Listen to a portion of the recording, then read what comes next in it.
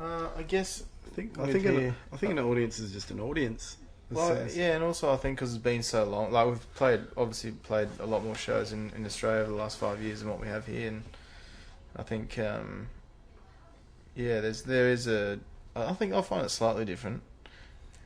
Yeah, I find it a little bit different as well. I think it's been pretty good this trip, just because of the reaction to straight lines and stuff at radio, and people seem really familiar with the record already, even though it's not out. It feels really really exciting. All the sense of excitement, yeah. Yeah, it doesn't feel that. I think like even on Diorama, because after we recorded it, I got sick, so we couldn't tour it.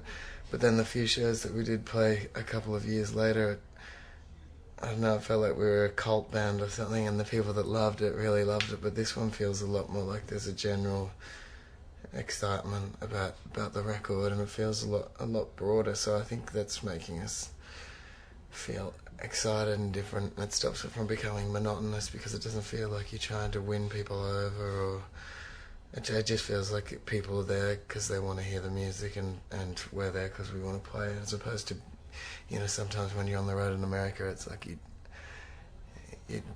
got a job to try and crack America or something, and then it's just hard work, and then it just feels like going into the office in a different city every night. This feels more like, you know, a mutual appreciation society where, you know, the crowd's really responsive, and we're really excited that they care, and really happy to be here. Diorama was written like 80% on the piano or whatever, maybe a bit less, I don't know, between 50 and 80% on the piano, just because I was sick of playing guitar, so I just taught myself a couple of chords. I'm not a good pianist, and I don't ever claim to be, but I just like figuring out things and working them out on guitar. But this record, I really wanted to write something a lot more rock and roll, so I steered clear of pianos and tried to steer clear of alternative strange tunings on guitars, and just kept it really standard and traditional in that way.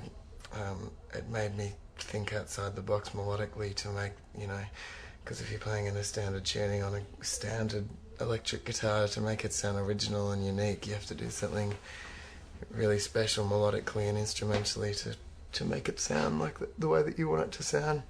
So I think every record's got a different flavour and is written on a different instrument or a different idea.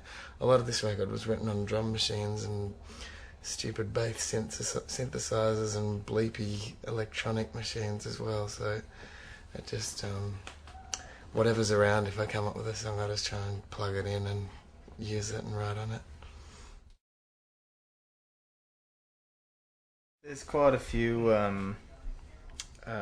stories out there behind the birth of it, but we had an opportunity to change our name before the first EP came out, and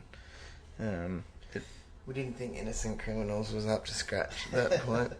And Silverchair was just, you know, made the shortlist, and that was how it was, and it was eventually chosen as the name. But it came from a C.S. Lewis book called Silverchair, but the Nirvana thing came around because we thought we'd make up what we at the time thought was a good story about how we came up with the name.